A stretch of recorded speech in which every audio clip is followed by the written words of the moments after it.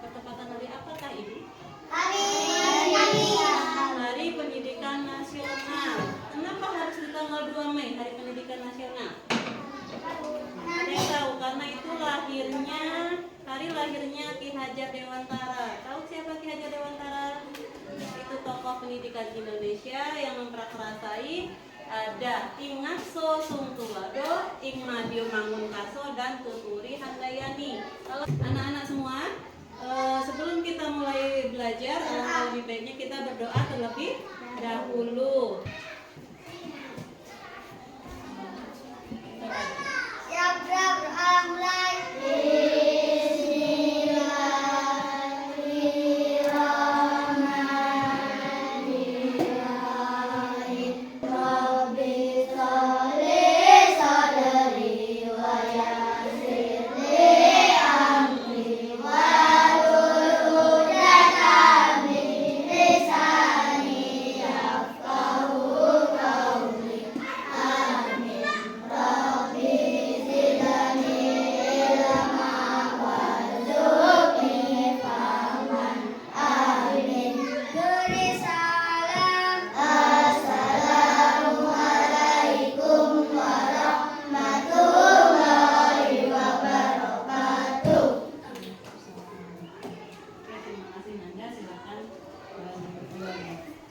Baiklah anak-anak, pada pertemuan kemarin kita sudah mempelajari tentang teknologi pangan. Apa itu pangan? Kenapa diperlukan teknologi pangan? Karena apa? Karena kan ya, hasil panen di negeri kita itu sangat melimpah. Apa saja contoh hasil panen? Ada kedelai, apa lagi? Jagung, kacang, apa lagi? Kacang tanah, tempe, kelapa. Nah, jadi hasil panen yang melimpah ini tadi kan nggak bisa nih langsung habis dikonsumsi. Supaya tahan lama diperlukanlah teknologi pangan. Contohnya si kedelai ini bisa kita buat menjadi tahu, tempe, apa lagi? Kecap, susu. Nah, jadi teknologi pangan ini selain dia untuk membuat makanan itu lebih awet, lebih tahan lama, dia juga bisa menciptakan makanan baru. Seperti kedelai menjadi susu, bentuk nggak makanan baru? Ya, jadi nggak bosan. Kalau seandainya tidak ada teknologi pangan, mungkin kita makan kedelai cuma direbus aja, itu aja. Bosan kan? Nah, karena ada teknologi pangan bisa dirubah menjadi tahu, bisa dirubah menjadi tempe, ada kecap, ada lagi susu. Sekarang kita lanjut lagi ke tentang perkembangan teknologi pangan. Yang mana di sini perkembangan teknologi pangan, produksi pangan ini di subtema 1, ya tema 7 subtema 1, perkembangan teknologi produksi pangan. Nah, diperhatikan di sini ada Dayu, Siti, dan Lani sedang membaca buku tentang pengolahan ikan bandeng.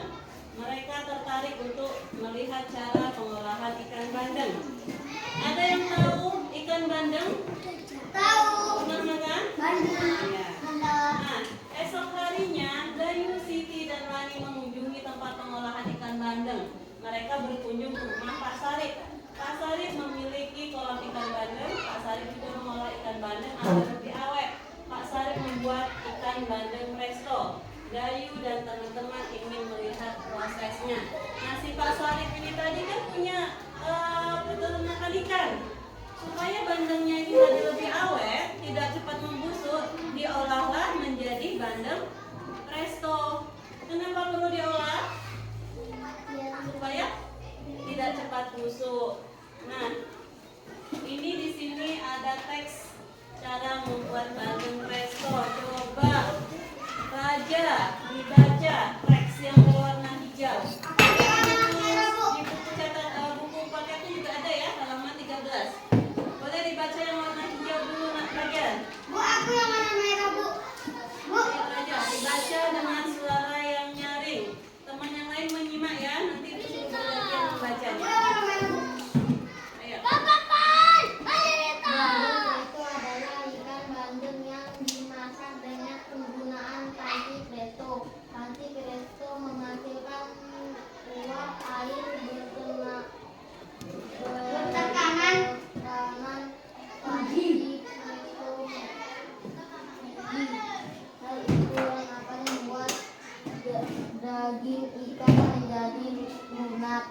Tidak hanya dagingnya, diri ikan pun akan melunak. Oke, dilanjutkan Ritna yang berwarna merah. Oke, warna biru.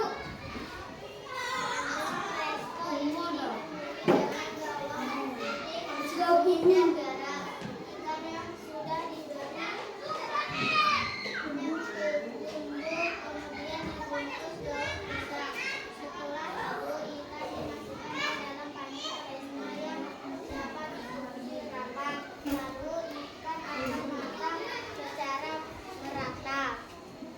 Dibaca Nanda. Paragraf yang berwarna biru.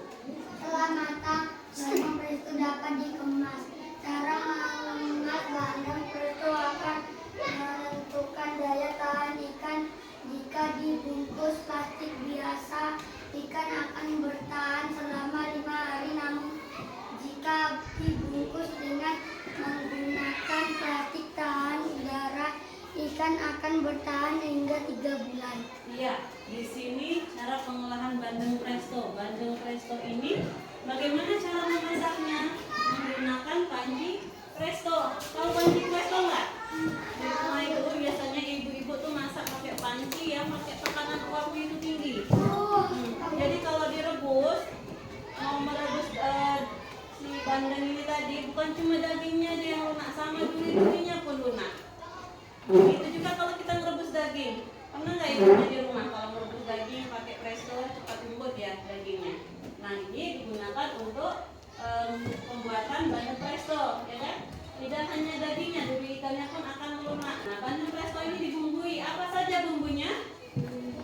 Putih, kunyit, dan garam. Putih, ada garam. Nah bumbu ini supaya terasa lebih nikmat, lebih lezat. Ikan kalau nggak dibumbui enak nggak? Lebih enak dibumbui kan? Makanya dibumbuilah dengan bawang putih, kunyit dan garam. Nah setelah dibumbui, terus dibungkus dengan daun pisang. Nah sudah dibungkus daun pisang, baru dimasukkan ke panci presto tadi untuk diolah supaya dia daging dan durinya ikut lunak. Sudah matang secara merata, bandeng presto ini dikemas lagi. Tahu dikemas? Tahu. Dibungkus. Supaya apa? Supaya lebih tahan lama, dia menggunakan plastik kedap udara. Kalau dibungkus dengan plastik kedap udara ini atau di vakum namanya, itu dia akan bertahan selama 3 bulan. Kalau nggak dibungkus, kalau dibungkus dengan bungkus biasa, paling dia tahannya cuma 5 hari. Ada nggak perbedaannya? 5 hari dengan 3 bulan. Tentu sangat berbeda. Nah kalau seandainya bandeng prestonya ini banyak, nggak habis dalam 5 hari, kalau nggak kita kemas dengan plastik kedap udara, busuk dia kan, rugi. Makanya diperlukan plastik kedap udara ini supaya tahan lama. Nah dengan plastik kedap udara ini tahan lama, kita bisa dikirim juga keluar daerah, ya kan, dipaketin karena dia tidak busuk, tahan sampai 3 bulan, dipaketin pun aman. Tapi kalau nggak dibungkus dengan plastik kedap udara, belum nyampe paketnya sudah busuk. Nah, di teks ini nak ada warna-warni, ada warna hijau, warna merah, dan warna biru. Setiap warna ini di sini dia menunjukkan satu paragraf. Dari sini ke sini satu paragraf, ini ke sini satu paragraf. Biasanya kalau paragraf itu ditandai dengan tulisan yang agak masuk ke dalam. Ya kan, sering baca tulisan huruf awalnya itu masuk ke dalam, itu menandakan awal paragraf. Kalau di sini kita tandakan dengan perbedaan warna. Nah dari situ bisa dilihat ada berapa paragraf? 3. Ya, ada 3 paragraf. Yang paragraf pertama teks yang berwarna Hijau. paragraf kedua berwarna Merah. paragraf ketiga berwarna biru. Nah dari pengolahan bandeng presto ini ada pertanyaan? Ada pertanyaan, kita lanjut. Kalau tidak ada pertanyaan, sudah paham semua ya? Udah. Nah sekarang lengkapi informasi yang diperoleh dari teks bacaan bandeng presto. Itu silakan dibuka bentuk tugasnya di halaman 14. Di situ ada kolom informasi, ya. Kamu nggak ada buku tema, Bu? Di sini ada ada informasi satu, tinggal kalian lengkapi. Bandeng presto dimasak menggunakan apa? Kerjakan. Informasi kedua, panci presto akan membuat daging ikan menjadi. Nah, ada tadi jawabannya dibacaan ya. Ini sumbernya, teks bandeng presto menceritakan tentang apa dia? Ya, informasi ketiga apa? Cari di paragraf ketiga. Paham? Nah, boleh dikerjakan. Ada yang mau bertanya tentang tugasnya? Aku nggak. Paham? Sudah selesai? Sudah. Oke, kalau sudah selesai, Ibu mau siapa yang berani membacakan hasil tugasnya tadi? Oke, silakan. Ayla, dibaca. Informasi satu. Informasi dua, Bu.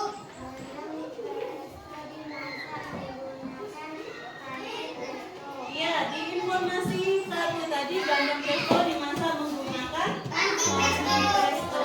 Apa tadi panci presto? Panci yang menggunakan uap air yang tinggi. Nah, untuk informasi kedua coba Adiba. Panci presto akan membuat daging ikan menjadi lunak. Iya, karena uap tinggi tadi menjadikan daging ikan tadi dan durinya sudah menjadi lunak. Terus selanjutnya Nanda, teks bandeng presto menceritakan tentang Pembuatan bandeng presto. ya. Nah, teks yang kita baca bersama tadi menceritakan tentang pembuatan bandeng presto. Yang terakhir, informasi ketiga, Raja.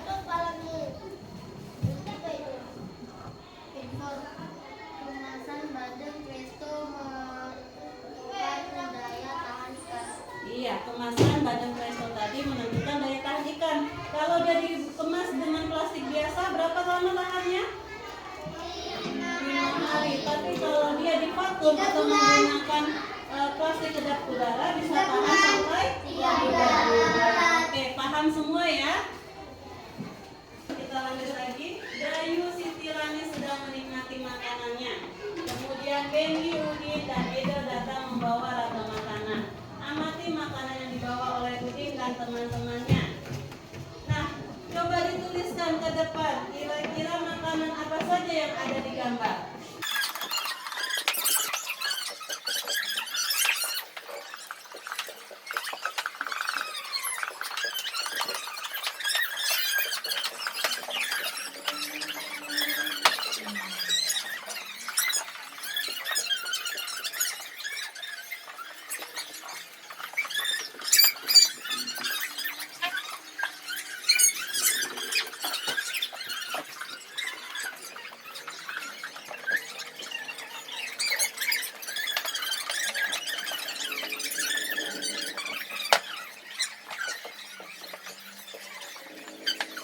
Dari gambar ini tadi ada gambar ayam goreng, ada sosis, manisan buah, kornet, bumbu pisang, dan susu instan. Sudah paham? Kita bermain tebak gambar ya. Jadi Ibu tampilkan gambar, silakan kalian tebak. Ini hasil panennya apa? Lalu hasil teknologinya apa? Ya, hasil panen tahu? Hasil panen itu yang pertama kali dipanen, bahan utamanya apa? Ini asalnya dari mana? Ya? Ini gambar apa? Tahu. Hasil teknologi panennya berarti tahu. Lalu hasil panennya apa? Kedelai. Ya? Hasil teknologi panennya tahu, hasil panen kedelai. Siap-siap gambar kedua ya. Ini gambar apa? Nah, hasil teknologi panennya berarti sosis. Hasil panennya daging, bisa daging ayam, bisa daging sapi. Apakah benar? Ya, ternyata benar. Lanjut ke gambar ketiga. Ini gambar apa? Apa tadi?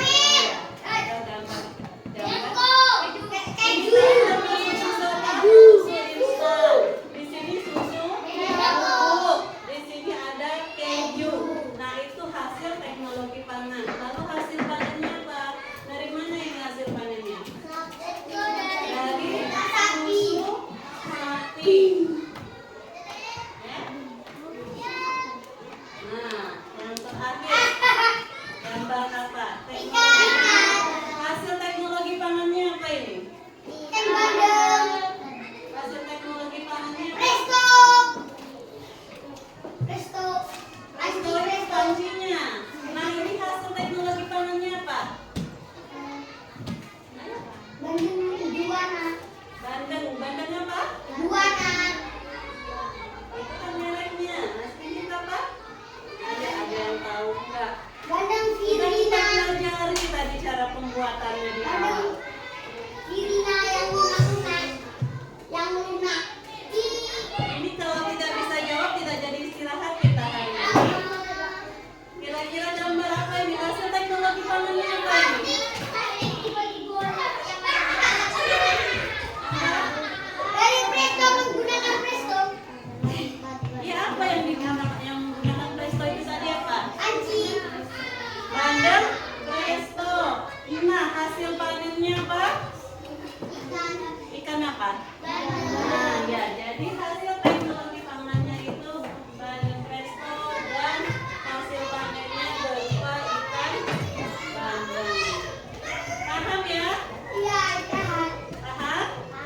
Nah, jadi nak, manfaat kita mempelajari teknologi pangan ini supaya kita tahu bagaimana mengolah makanan itu menjadi makanan baru yang lebih bervariasi dan juga mengolah makanan supaya lebih tahan lama. Karena apa? Karena negeri kita ini mempunyai hasil pertanian, hasil peternakan yang melimpah.